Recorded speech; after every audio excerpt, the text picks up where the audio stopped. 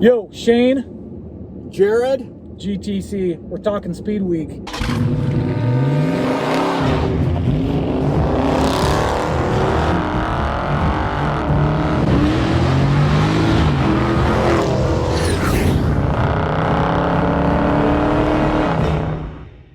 Let's do a roundup on this. Let's round this up. Go, you watched more than I did. Give me your impression. Just go through day 1, 2, 3 highlights. What you did like. What was a big flop? Yeah, I mean, okay. So there's a lot on day 1 as far as announcements because there's all these special editions that are coming, but we have known nothing about those, so we can't even really comment on that. Yeah. So let's just focus on what we saw. Let's start right to left in order of unveil that I remember. First was the rolling chassis.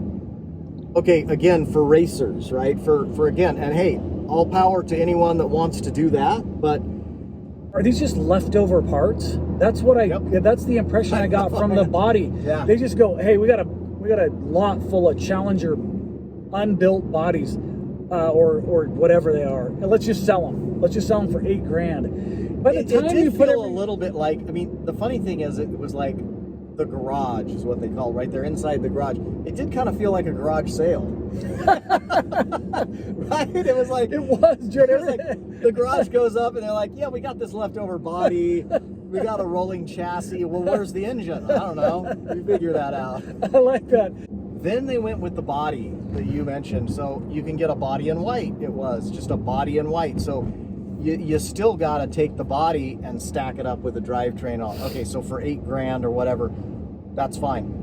The next one was the Charger in carbon fiber. But get this, they didn't tell you a price, and you know, you can just go online and see what people are saying. They're saying that could be 200 G's for basically a carbon fiber rolling chassis. What?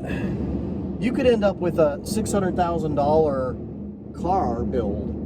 Again, who's buying that? Then you go with the next unveil was the Challenger drop top convertible. I saw that one. What'd you think of that? Do you want a red eye with no top on it? No. You're going down the highway in a red eye, a bug would probably go right through your skull. Oh, you can't beat the open road. It's a $26,000 option aftermarket. So they take your car, they throw it on a truck. It's going to get rocks and stuff hitting it down the highway. It goes to, I don't know, I think it's in Florida. I think it was. They then take a chainsaw to the top. Correct. Cut it off, repair all the chips and scratches that they put in your car. Convert it. Yep. And then deliver it to your dealer back on a truck. So for $10,000? $26,000. What? On top of the... So you could end up with a $130,000, $140,000 red eye. Okay, so that was dumb. Sorry. Then this SRT Hellcat Durango is back for 2023. Okay, great. If that's what you're into, you need 707 under the hood on a Durango. Cool car, but I don't think anybody was, you know. Day 2, it's all the Hornet stuff. And you know what? Hey, look, I like the fact that it was a hybrid. I think, you know, there were some models that were going to get 70 miles to the gallon. The one that was the GLH version, what looked to be pretty performance-based, that looked kind of interesting. Then there was the RT version. Anyways, I mean, it's a grocery getter. And know your crowd. That crowd was not sitting there with bated breath waiting for a Hornet GT. Is it a cool car? And will it compete with the RAV4 and all those subcompact or smaller SUVs? Cool, yeah, but it wasn't like the big reveal for a Dodge muscle car brand. All right, finally, e-muscle. And I'm trying to remain open-minded about what they're going to show. And, you know, you and I are both, we're not EV fans per se, right? They're not doing much for us. Not in this segment, exactly, yes. That being said, if I'm driving an EV, what they rolled out, style-wise, I thought nailed it. I thought it was really, really nice the way. Now I know you didn't quite love the back end because it felt a little Challenger-ish, but I thought it was a great hybrid between a modern Charger and the 68, 69 kind of look of the Charger. Yeah, no, I think the design, I texted you that day and said, okay, my eyebrows are raised, and we've watched, both you and I have watched most of the channels that we are following, and it's very, very polarized. Mm-hmm. Some were very disappointed. Some were like, okay, I'll keep an open mind. Yeah, do I see myself driving that? That was the ultimate question, is would you pay probably $120K for that, right? Top end model with all the power unlocked, plaid competitor, would you drive that? Yeah, I would. I don't know if I'd pay that. That's right. That's the question, right? So right. So all bets are off because we haven't seen power numbers, performance, all that. We have not seen pricing. I'm not really gonna spend 120. And here's the problem too. I'm certainly not gonna buy the first year model of a car, of any car, period. No. And I'm not gonna buy the first year of a car, of an EV, for a company that's their first EV. Not gonna do it. So I'll sit on the sidelines and watch and see how that evolves. But was it a good offering and a good unveil? Yeah, but I don't know why they're drawing such the hard line on we're not going to do V8s anymore. Right. Why can't they keep the Scat Pack?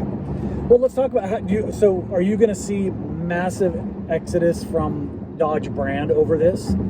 Or do you think they're going to continue to kind of tease the Hellcat Scat Pack along for a little while? Well, they switch their minds a lot, right? And I've texted a few people back and forth about this. Dodge seems to do the flip-flop all the time. Like, hey, this is going to be a limited edition. We're making the Durango Hellcat for 1 year. Oh, just kidding, it's back. So they could easily change their minds by the end of 2023 and say, you know what, we've decided to keep the 392 for a little longer. For a little bit longer. And maybe we're not going to have the Challenger go away. We're now hearing that the Challenger may go away for 2024. Who knows? I mean, but I don't understand because nobody's forcing them to say you can't have a V8 in your lineup. Here's what I like about the EV, because some people have been pressing me saying, well, what do you like? They didn't show power numbers. What is it about it? What's so compelling? The sound is terrible.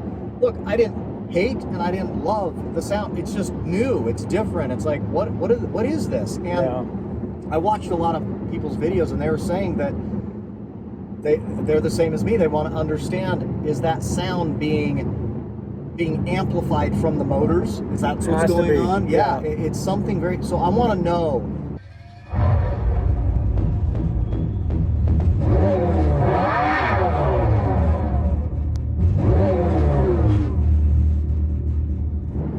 If it's an organic sound or if it's a synthetic sound. Or if it's a combo. It must be a combo. Yeah. And can your brain, I asked you this last night, I said, can your brain, knowing you're driving an electric vehicle, can your brain somehow reconcile that? I don't think your brain can get in and go, okay, that's a cool sound because I know I'm driving an electric car. Okay, sound, we got that one out of the way. Okay. I thought that the style, what they did with the front end, the side, the back end, I liked it. The hatchback idea in the back where it's a trunk, but it's not, that's interesting utility, right? Yeah. It tells me that they're going to probably offer fewer models, which makes sense if they do kill the Challenger. This is their, you can kind of live in two worlds with it a little bit. It's an interesting idea. Yeah. I thought the interior looks amazing. I'm sure the performance is going to be off the chain because the 800 volt system, that's kind of state of the art for top end EVs right now. But so what else? I like the fact that they are trying to bring in modes, shift modes. That was interesting to me, that it sort of has a transmission like thing, and it did say electromechanical.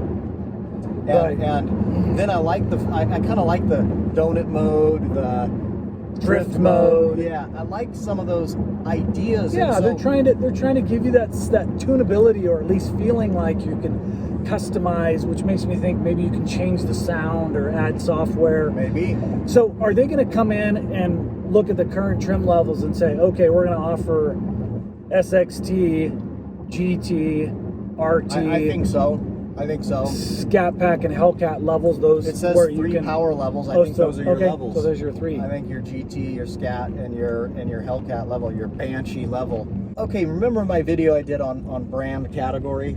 Yeah. I said they have to come in and define what e-muscle is. Yep. do you think they did that? No, because I don't think we have enough information yet. I think it was Okay. purely just a conceptual, like, here it is, more to come, but we want to start the community chewing on this, and we want to hear all the chatter and feedback, because that's what they want. They want to hear all the feedback. And if people are like 60, 70% of them are like, boo, they might take that, tweak it a little bit, or we want more info and maybe tease it over the next few months. But until somebody like, you know, Road and Track or Car and Driver or some automotive journalist takes that thing for a spin, puts it up against the Plaid, gives us the power numbers, everybody wants to know quarter mile, 0 to 60, what does the interior look like, drivability. I don't know. I just have to reserve. I know, and that's why I'm not trying. I mean, I can't be one of these guys who's like jumping right to the conclusion of this sucks, this is stupid, this is whatever, right? It's like, how, I don't understand how you can do that. You know what I'm saying? It's like, All right, so there you have it. That's some good discussion, Jared. yeah, I really like Speed it. Week 2022. I think it'll be remembered for, you know, some fails, and I think for the most part the sentiment is the day 3 was mostly successful. I think it is divided, but I feel like it's 60% of the people, maybe it's higher, felt like it was successful. I felt like it was a pretty good unveil. What do you think overall? Same thing? Day 3, yeah, day 3 definitely captured, I think, some attention. The days 1 and 2, kind of an epic fail, in my opinion. Yeah. But yeah, we'll see what happens. All right. Definitely. Stay tuned. Catch you next time, guys. All right, Shane, Jared, GTC. We'll see you.